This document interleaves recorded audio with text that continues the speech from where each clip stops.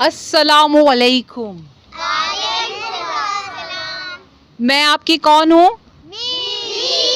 मेरा क्या नाम है? आप कौन से कोचिंग सेंटर में पढ़ते हो? HFC।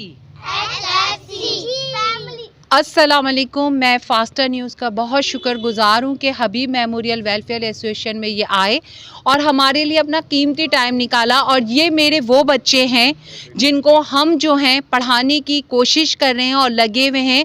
और इन बच्चों में इतनी हिम्मत, इतनी ताकत है। और सबसे बड़ी बात तो इनके पेरेंट्स की है कि इन लोगों ने इनको इजाज़त दी है और ये हमारे पास रोज़ आ रहे हैं और हमारे पास पढ़ रहे हैं। और हमारी अल्लाह से दुआ है। और फिर मैं शुक्रगुजार हूँ हबीब मेमोरियल वेलफेयर वालों का कि उन्होंने इन्हीं की सोसाइटी में एक स्कूल लिया है, फैमिली स्कूल, जिसकी हमारी सदर हैं हबीब मेमोरियल वेलफेयर की मिस रुबीना। बिस्मिल्लाहिर्रहमानिर्रहीम। मैं रुबीना नाज, हबीब मेमोरियल वेलफेयर की फ़ाउंडर।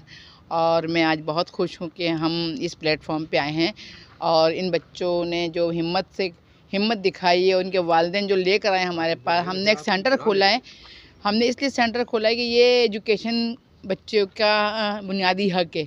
इनको इनका हक़ मिलना चाहिए, चाहे वो गवर्नमेंट दे, NGO दे या मुक़य्यर हज़रात दे। उन सब का राइट्स है इन बच्चों को पढ़ाना, इनका मुस्तक़बिल बेहतर करना, ताकि इनको आगे पाकिस्तान की तरक्की के लिए और इनको अपने फ़ैसले ज़िंदगी करने के लिए इनको सहूलत हो। इनके पास तालीम की दौलत होनी चाहिए, जो कि इनको हम दे रहे हैं, हम देना चाहते हैं, हमारा इदारा देना चाहता है। हबीब मेमोरियल वेलफेयर एक प्लेटफॉर्म है इन बच्चों के लिए और उन बच्चों के लिए जो वो ऐसे बच्चे जो तालीम से महरूम हैं, उन बच्चों के लिए हमने ये कदम उठाया है।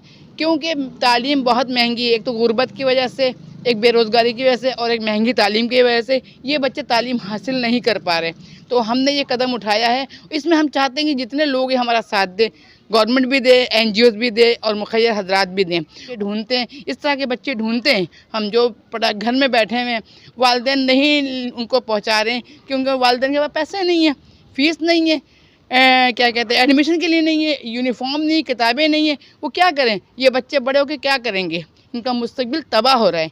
तो इदारा ये चाहता है, हबीब मेमोरियल ये चाहता है कि सारे बच्चे तालीम हासिल करें जो इनका बुनियादी हक़ है। Thank you. तो क्या ये सरवाइव नहीं करते? ये भी तो हमारे जैसे लोग हैं। तो हमने इनको इस तरह की झुग्गियों में क्यों छोड़ा हुआ है? ये कहाँ से हैं? ये हमारे पास हैं, ये हमारे जैसे लोग हैं, ये पाकिस्तानी लोग हैं, ये कहाँ के लोग हैं? ये हमारे साथ हैं, ये हम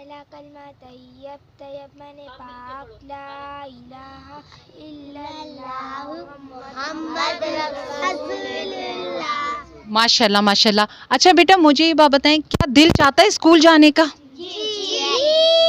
क्या दिल चाहता है यूनिफॉर्म पहनने का? क्या दिल चाहता है शूज पहनने का? आपको हम पे यकीन है? अपना यकीन रखोगे?